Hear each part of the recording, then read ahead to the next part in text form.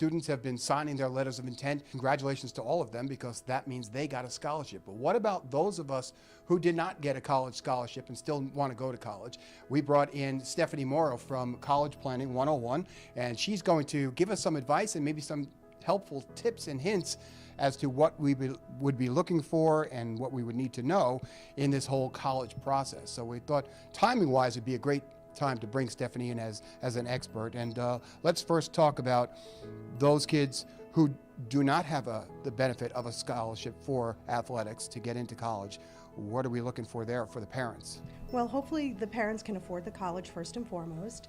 And there's merit scholarships as well for those student athletes who have excellent grades and can actually get merit money based on all of the other things besides athletics. So with that merit scholarship actually is a 4-year deal, and all they have to do is maintain a certain GPA. And then there's need-based money, and need-based money is based on income and assets, filing your financial aid forms. So there is additional monies that students can get outside of the athletic scholarships. What is the optimal time that parents and students should start this process?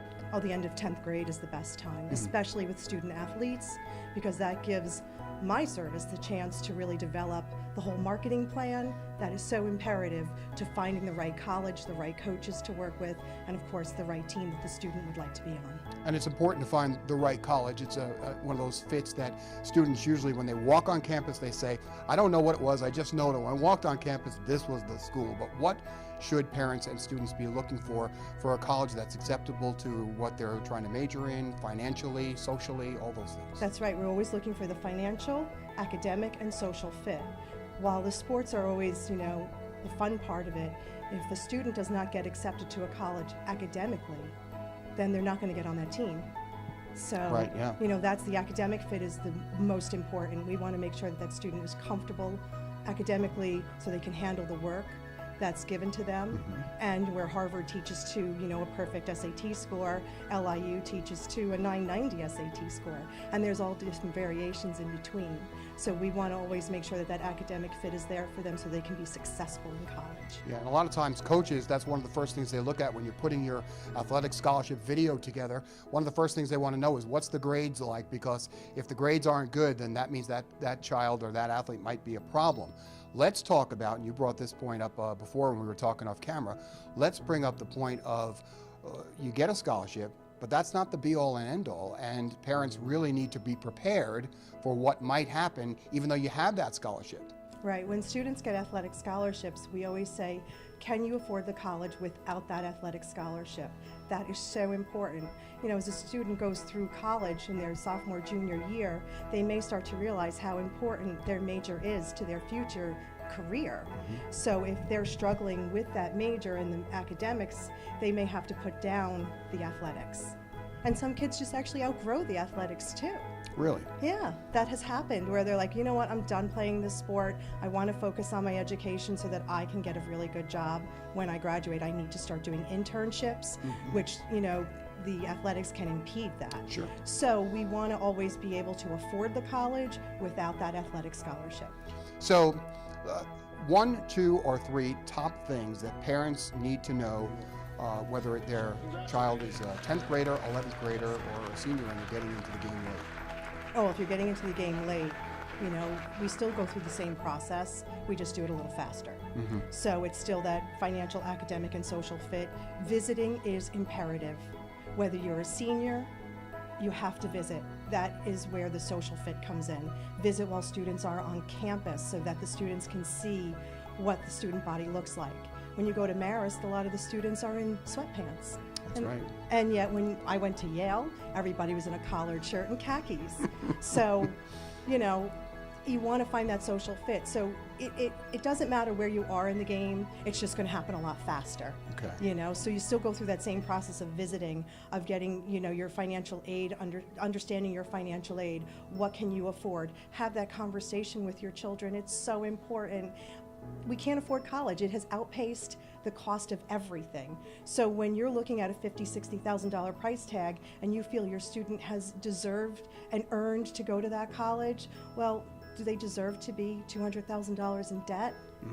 And that's where parents really struggle with, but my students earned to get into that college, but you can't afford it. So understanding affordability at any point is so important, especially before applications. And that's why we like to start at the end of sophomore year. It gives us the financial time, or the time to handle the finances, and then for the students to go through the process and visiting and getting their scores to an acceptable level so they can get accepted to the college, and of course doing the marketing plan for their sports. All right, so college planning 101 is what you do. It's what you do every day. She does this every day. This is why we brought her in as the expert. But tell us what you actually do for parents and for athletes in your planning stages and what they could expect. Well, the first thing we do is personality and career development. And we have academic advisor that works with the student one-on-one just for career development. Then after that, we do what's called student positioning. And that student positioning is very unique to College Planning 101 as we interview the student. What are you looking for? Sports, location, size of college is really very important. Anything extracurricular. Do they want theater? You know, do they want to have sororities? So those are all important, and then we actually take the entire college list of the United States, which is about 3,600 colleges, and we funnel it down to location, funnel it down to size. And then we get a list of anywhere from 50 to 100 colleges, because the major obviously is in that as well. Yes. So if you have a very broad major, you have a lot more colleges. If you're pre-vet, you're lucky to have 10. Yeah, right. Yeah. So we go through that process, and then we work with the student with that list, helping them understand how to work with the tools and technology that we offer. We calculate the parents' expected family contribution, which we call the EFC, and the expected family contribution is what the government expects a family to pay for college based on income and assets. So that gets built into our system. So now the family has the right college list, and then they have their cost of attendance, what they're expected to pay, and if there's need. And when there's need, well, now there's a bucket of money we can dip into. And then we have all of the scores that the students need to shoot for to get merit money. So our system is very unique. It's color coordinated. Blues are where you get the most money. Greens are where you get some money. Yellows you get maybe none. Oranges, forget about it. Yeah, right. So, you know, so it gives the students a visual, and then all the scores are in that left column, and that left column says this is your minimum goal.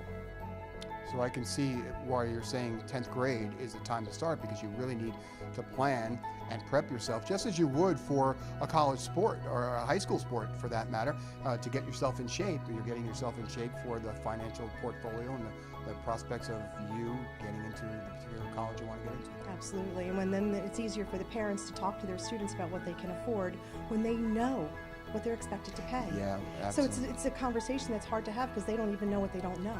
Yeah, right, yeah, and you help with that. Absolutely. Well, we're so glad that you were able to come in and give us some advice and insight into this web of information that just you can't get through it without professional advice, I would guess. I know that I was going through this situation a few years ago with my daughter, and it's overwhelming without an expert. So we're so glad you were able to